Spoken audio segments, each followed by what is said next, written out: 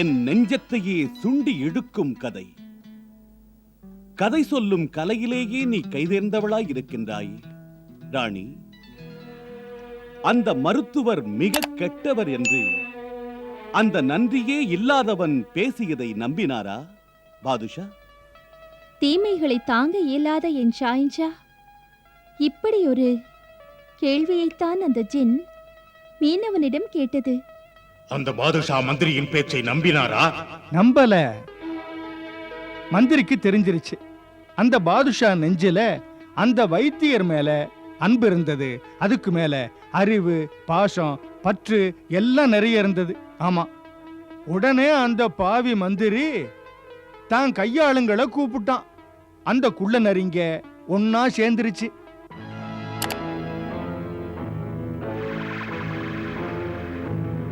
மாறுபடாத சிந்தனை உள்ள நண்பர்களே, அந்த வைத்தியருக்கு நாம் உடனே மரண மருந்து கொடுக்க வேண்டும். திட்டமிட்டு திரைக்கு பின்னால் செயல்பட்டு முடிக்க வேண்டும் அவன் கதையை. அது சரி ஹுசூர், அனுமதி அளித்தால் அந்த வைத்தியரை தீர்த்து விடுகிறேன். கூடாது, அவசரப்படக்கூடாது, ஆத்திரப்படக்கூடாது. திட்டங்கள் வெளிப்பட்டால் சட்டப்படி நாம் வெட்டப்படுவோம். ஏற்கனவே பாதுஷா நம்மை வெட்டச் சொன்னாரே, நினைவில்லையா? ஆம் குசூர், ஆனால் உங்கள் மூளை 1000 பாதுஷாவை முழுங்குமே. அந்த மூளை எந்த முடிவைத்தான் எடுத்திருக்கிறது? விந்தையான மருந்தை என் பாதுஷாவுக்கு கொடுக்கின்ற என் எதிரியை விபரீதமான மருந்தென்று நம்ப வைத்து தலைவணங்க வைப்பேன். அது முடியுமா என் எஜமானே? முடியாத காரியங்கள் என் மூளைக்குள் நுழைவதே இல்லை. வாலிபத்தை மீட்டுத் தரும் மருந்தில் நான் விஷத்தை கலப்பேன். பாதுஷாவின் ஆணையால் என் பகைவன் தலையை துண்டிக்க வைப்பேன். வெல்க வெல்க, தலை வாங்குவதற்கே ஒரு மந்திரி. தாங்கள் யார் என்று நண்பர்களுக்கே புரியவில்லை.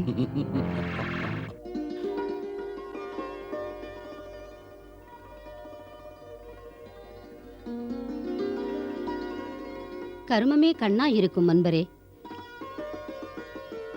இந்த மருந்தால் உங்கள் பசி ஆறாது. சாப்பாடு தங்களுக்கு காத்திருக்கிறது. எழுந்து வாருங்கள், சூடாரி போகிறது. மெல்ல மெல்ல அன்பால் கொல்லும் பேகம், நீ போய் சாப்பிடு, என் பங்கையும் சாப்பிடு. அது போதும், என் பசி தீரும். அது சரி, அது என்னதான் மருந்து? அந்த மருந்து உங்கள் பேகத்தை, தூக்கத்தை எல்லாவற்றையும் மறக்க வைக்குமோ? உனக்கொன்றும் தெரியாது நான் ஆராய்வது என்ன என்று. இது வாலிபம் தரும் மருந்து. இந்த மருந்தை குடித்தால் பாதுஷாவுக்கு என்றும் இளமை.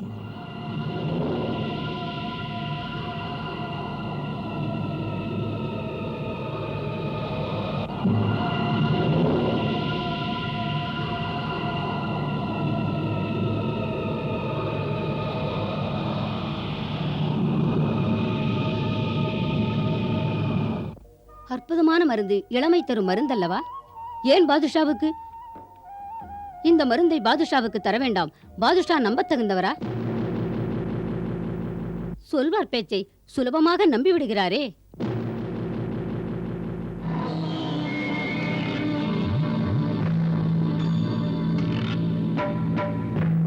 இந்த மருந்தை நீங்கள் தான் சாப்பிட வேண்டும். ஏழை மக்களுக்கு மருந்து தர நீங்கள் இருங்கள். அதுதான் நல்லது என்று என் அபிப்பிராயம். அது தவறு பேகம். பாதுஷா நமக்கு இடம் தந்தார், மரியாதை தந்தார், செல்வம் தந்தார். அதை பயன்படுத்தி பரிதாபத்துக்குரிய ஏழை ஜனங்களுக்கு சேவை செய்ய முடிகிறது. பாதுஷாவுக்கு ஈடு பாதுஷா தான். அவருக்கு என் மீது எத்தனை அன்பு! நான் நன்றியோடு இருக்க வேண்டாமா? நன்றி கடனைத்தான் நீங்கள் தீர்த்து விட்டீர்களே எனது அன்புக்குரிய எஜமானே. முகத்தை கோரம் நீக்கி அழகாக்கினீர்கள். யாரும் செய்ய முடியாத சாதனை. அந்த சாதனைக்கு முன்பாக அவருடைய பாராட்டும் பரிசும் நிமிர்ந்து நிற்காது. ஆரோக்கியத்தின் விலையை நோயாளியை கேட்டால் சொல்லுவான். ஆமாம் பேகம், அனுபவம் பேசும். ஆரோக்கியத்தின் அழகை நோய்பட்டவன் தான் எடுத்துச் சொல்வான். அல்லாஹ் வழங்கும் ஆரோக்கியம்தான் செல்வங்களிலே பெரிது. மனதார நினைக்கிறேன், என் பாட்ஷாவையும் மந்திரியையும் இந்த மருந்தை அருந்த வைத்து என்றும் இளமையாக வைத்தால், அவர்கள் வாழ்நாளை வளர வைத்தால், அதன் பலன் நம் மக்களின் நல்வாழ்வுக்கு அவர்கள் நாளெல்லாம் சேவை செய்வார்கள். சுபான் அல்லாஹ், இந்த மருத்துவரின் நெஞ்சம் கடலிலும் பெரிது. இதோ பேகம், என் மருந்தும் தயாராகிவிட்டது. இதை சாதித்த மகிழ்ச்சியில் நானும் உன்னுடன் சாப்பிட வருகிறேன். பிறகு பாட்ஷாவை பார்க்க மருந்துடன் செல்லுவேன். அங்கு எனக்கு பாட்ஷா மிகப்பெரிய மரியாதை செய்ய ஏற்பாடுகள் செய்திருக்கிறாரே. அப்படியா? வாருங்கள்.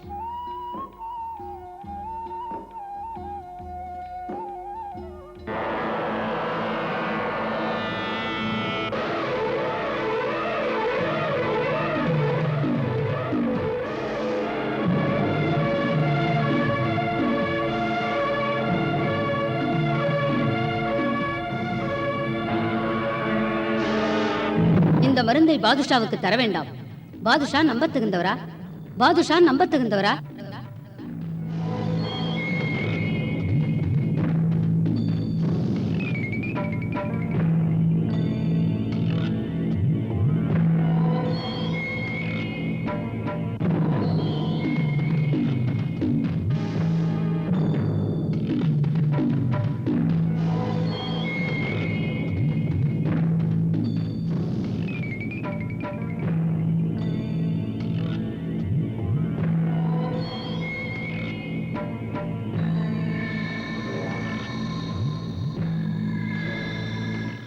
ஆட்சியாளரின் மரியாதைக்குரிய, அறிவில் சிறந்த, அனுபவம் முதிர்ந்த வைத்திய மாமேதை, மருத்துவ மாமணி, நாடு போற்றும் நல்ல பண்பாளர், நாணயமிக்கவர் பாதுஷாவை சந்தித்து பேசுவதற்கு தர்பாருக்கு வருகை தருகிறார்.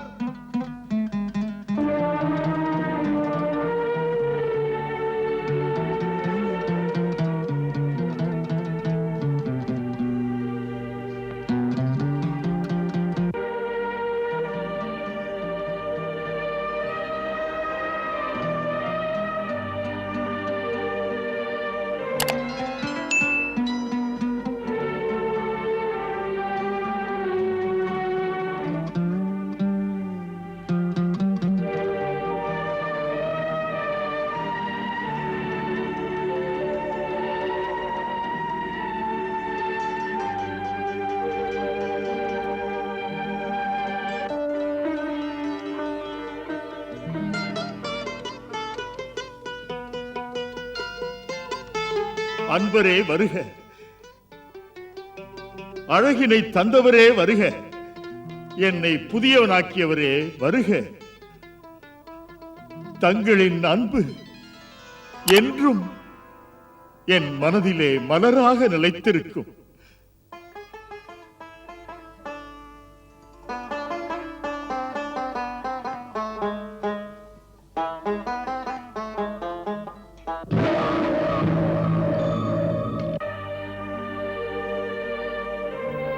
இன்று இதயமே பூரிக்கின்றது.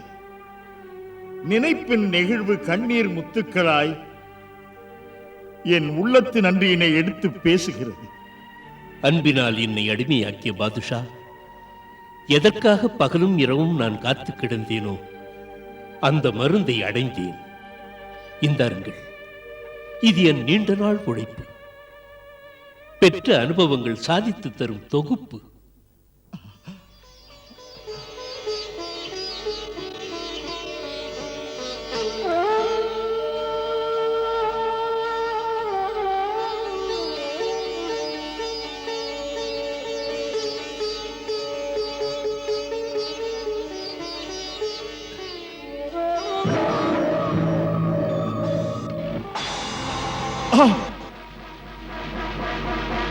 ஆலம்பனா, ஆலம்பனா, அல்லாவின் மீது ஆணை, பொறுத்திருங்கள், பொறுத்திருங்கள். இதை அருந்தாதீர்கள். இது மருந்தல்ல, விஷத்துளிகள், விஷத்துளிகள். அட மதிகற்றவனே, மனித போர்வையில் வந்த மிருகமே, உத்தமரை குறை சொல்லுவதோ சுய நினைவோட சொல்கிறாய்? சுய நினைவுடன் தான் சொல்கிறேன். இந்த வாலிபம் தரும் மருந்திலே மரணம் மறைந்திருக்கிறது. நம்பிக்கை போர்வையில் நாடகம் நடக்கிறது. உங்கள் பகைவரின் தூண்டுதலோடு. வசீரே ஆசாம், தலை தப்பிய நீயா பேசுகின்றாய்? அன்பின் வடிவம் என்று நான் தொழுகின்ற இவரை, நேர்மை உள்ளவரை, சொல்லுக்கும் செயலுக்கும் மாறுபடாதவரை சூழ்ச்சிக்காரர் என்கிறாயா? அப்போது இவர் சொல்லி உன்னை மன்னித்து விடுவித்தேன். இன்று அந்த மடமைக்கு மனம் வருந்தி அந்த பாவத்தை கழுவிக்கொள்ள உன்னை துண்டு துண்டாக வெட்டப் போகிறேன். நீ தப்பவே முடியாது. பொறுங்கள் ஜஹாம்பனா, பொறுங்கள். பாதுஷா, நம்பிக்கை இல்லை என்றால் இப்போதே என் தலையை துண்டித்து விடுங்கள். ஆனால் பிறகு வருத்தப்படுவீர்கள். வாய்ப்பு தந்தால் வஞ்சத்தை நெஞ்சில் வைத்திருப்பவரை அடையாளம் காட்டுவேன். அடையாளம் காட்ட வேண்டிய தேவையில்லை, அனுபவம் இருக்கிறது. சைத்தானாக நடந்து கொண்டதை மறந்து விட்டாயா? ஹக்கீம் போட்ட பிச்சை என்று வாழ்கிறாய். துரோகி, ஒரு மேதை வளர்வதை பார்த்து வயிறு எறிகின்றாய். அதுதான் ஆத்திரம். அந்த வைத்திய பெருமகனாரை தாங்குகின்ற செருப்புக்கு நீ ஈடாக மாட்டாய். சிறுமை கண்டு பொங்கும் பாத்ஷாவி, பணிந்து கேட்கிறேன், உங்கள் மந்திரிக்கு வாய்ப்பு தாருங்கள் விரும்புவதை சொல்ல. இல்லை, நச்சு பாம்பு நல்லது செய்யாது. உமக்கு தெரியாது. உம்மை எனது முன்னோர்களை விட அதிகமாக மதிக்கிறேன். என் மேல் எனக்கு நம்பிக்கை இல்லாமல் இருக்கலாம். உங்களுக்கு அது பொருந்தாது. உண்மையில் என் மனதார அல்லாவுக்கு பின் உங்களைத்தான் தொழுகிறேன். அப்படிப்பட்ட உங்களை சந்தேகித்து இந்த பாதுஷா அல்லாவின் பார்வையிலே கீழ்மகனாக விரும்பவில்லை. என் வாலிபனை இனி விட்டு வைக்காது. மன்றத்தின் நீதிபதி, மரணம் அடைவதற்கு முன்னால் அமைச்சரே உங்கள் இறுதி ஆசையை இங்கே சொல்லுங்கள். அடியும் முன் என் இறுதி ஆசை இதுதான். உண்மையை நிரூபிக்க எனக்கு ஒரு வாய்ப்பு தர வேண்டும் என்ற கோரிக்கைதான். அனுமதி அளியுங்கள் ஆலம்பனா. நீங்களுமா சொல்கிறீர்கள்? நாட்டின் சட்ட அமைப்பின்படி சட்டத்தின் அனுமதியில் சாகரவன் ஆசையை பூர்த்தி செய்ய தயங்கக்கூடாது ஜகாம்பனா.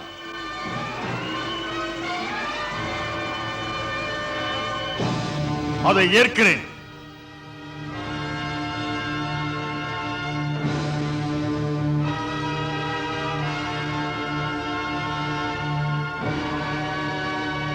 அடிமையே, நீ இங்கு வா.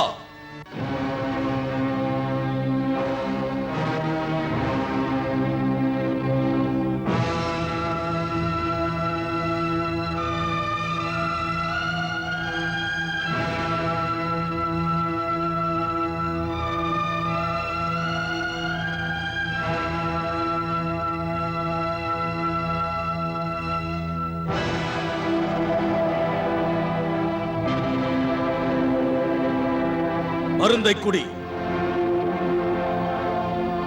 மருந்தை குடி, மருந்தை குடி.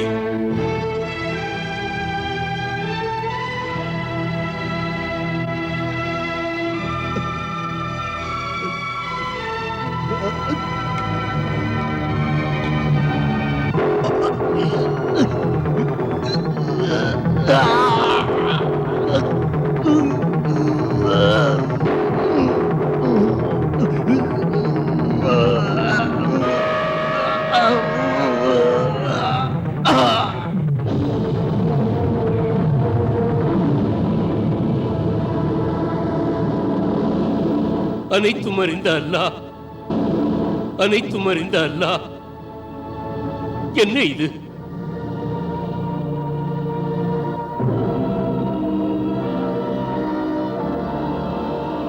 என் மருந்து என்றும் இப்படி ஆகாது, இப்படி ஆகாது.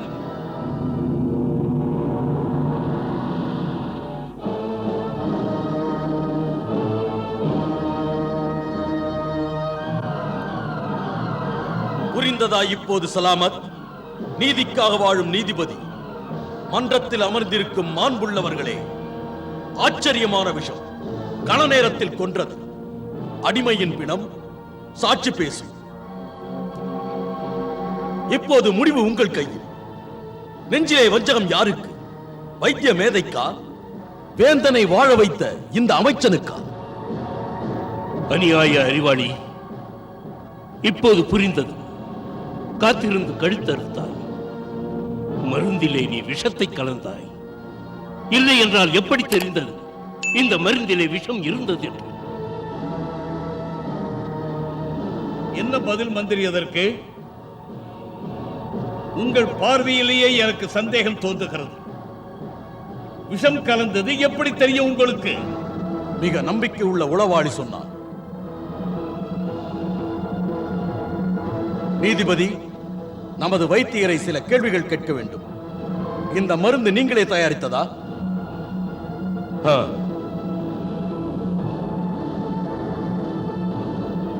இந்த மருந்தை இங்கே கொண்டு வரும் நேரத்திலே யாராவது மருந்திலே கை வைத்தார்களா?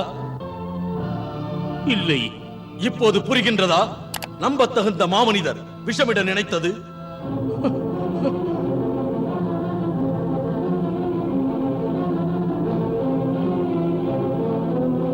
இல்லை.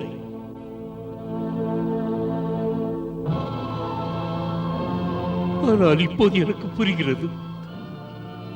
ஆமாம், பேகமும் நானும் சாப்பிட வீட்டுக்கு சென்ற நேரத்தில் உளவாளி ஏதோ தீய சக்தியின் தூண்டுதல் பேரில் மருந்திலே விஷம் கலந்திருக்க வேண்டும்.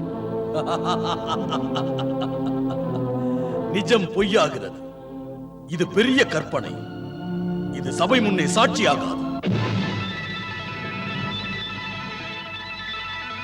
என் இனிய பாதுஷா அவர்களே, கண்முன் தெரியும் சாட்சிகளே சில சமயம் உண்மைக்கு திரை போட்டுவிடும்.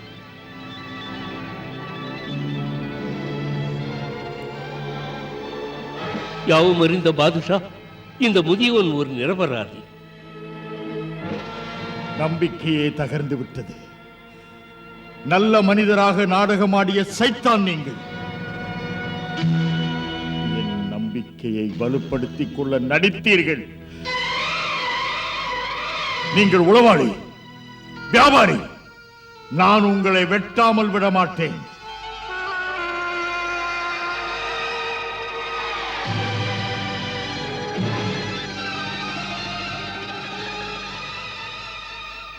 அல்லாவே, எல்லாம் அறிந்தவரே, நல்லவனுக்கு இதுதானா முடிவு? சந்தேக உலகத்திலே என்னை ஏன் பிறக்க வைத்தாய்? சிந்திக்க மறந்து தண்டிக்க விரைந்த ஆதிக்கவாசியை யார் கேட்க? முள்ளெது மலர் எது புரியாத மனிதர்கள். உறக்கச் சொல்லிவிட்டால் உண்மையாகிவிடும். பொய்யா நிஜமா ஆராய்ந்து பார்ப்பதில்லை. இந்த மனப்போக்கு நீதியை கொன்றுவிடும். மானிடம் செத்துவிடும். மக்கள் உடல் நலம் பெருக, அவர்கள் ஆயுள் வளர நான் மருத்துவனாக உழைத்தேன். உழைப்பு ஊறிக் கெடுக்கும் கைவனிடம் மாட்டிக்கொண்டது. அற்பனே, பேச வேண்டாம். கொலையாளி!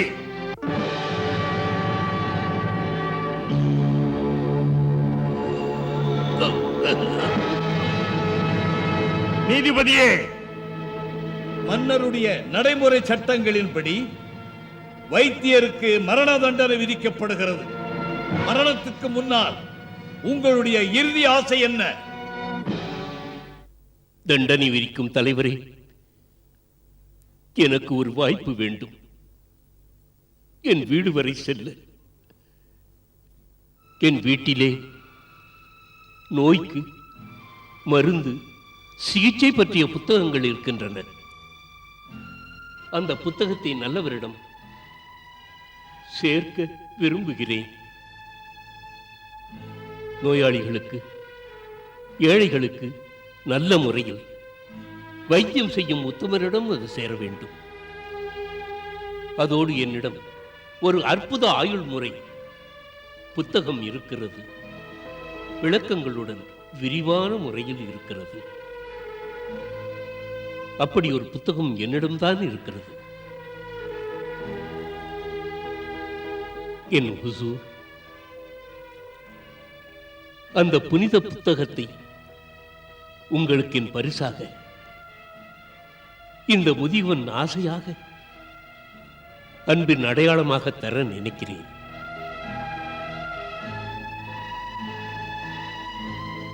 என்னதான் இருக்கிறது அந்த புத்தகத்தில்? எங்களை ஆளும் மன்னவனே, அந்த புத்தகத்திலே ஆயுளை வளர்த்துக் கொள்ளும் முறைகள் இருக்கின்றன. முறைகளா? அற்புத உண்மை. அதன் விளக்கம் என்னவென்றால், என் ஹுசூர், என் தலையை வெட்டுங்கள். வெட்டிய என்னுடைய தலையை அந்த துணியின் மீது வையுங்கள். கொட்டும் ரத்தம் நின்றுவிடும். அதன் பிறகு ஹுசூர், அந்த புத்தகத்தில் 7வது பக்கத்தை திறந்து இடது பக்கத்திலே 7வது வரியை படியுங்கள். அப்போது என் தலை பதில் சொல்லும். உங்கள் கேள்விகளுக்கெல்லாம் அது பதில் சொல்லும். அப்படியே? வெட்டிய தலையா? வெட்டிய தலையா பதில் சொல்லும்? அப்படியா? வெட்டிய தலையா? ஆச்சரியமாக இருக்கிறது. இறந்த பிறகு தலை பேசுகிறது.